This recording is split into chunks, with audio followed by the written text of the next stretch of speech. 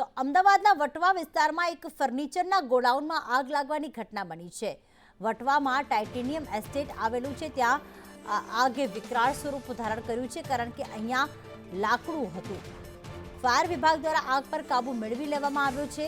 વટવાના titanium એસ્ટેટના આ દ્રશ્યો છે કે જ્યાં એક ફર્નિચરનું ગોડાઉન આવેલું છે, જ્યાં ફર્નિચર અને સાથે સાથે રો મટીરિયલ એટલે કે લાકડું પડ્યું હતું, જેના કારણે જ્યારે આગ લાગી ત્યારે આગે વિકરાળ સ્વરૂપ ધારણ કર્યું હતું।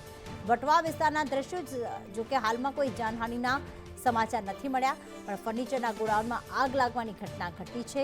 ટાઇટેનિયમ એસ્ટેટ આવેલું છે વટવા વિસ્તારમાં, ત્યાં એક ફર્નિચરનું ગોડાઉન આવેલું છે કે જ્યાં ફર્નિચર અને લાકડું પડ્યું હતું અને એવામાં ત્યાં આગ લાગી હતી। આગ લાગવા પાછળનું કારણ જાણી શકાયું નથી। આજે વહેલી સવારે વટવામાં ફર્નિચરના એક ગોડાઉનમાં આગ લાગી હતી। આ ગોડાઉન ટાઇટેનિયમ એસ્ટેટમાં આવેલું છે। ફાયર વિભાગે આગ પર કાબુ મેળવી લીધું છે। જોકે લાકડું હોવાના કારણે ફાયર વિભાગને આગ પર કાબુ મેળવવા માટે ભારે જહેમત ઉઠાવવી પડી હતી।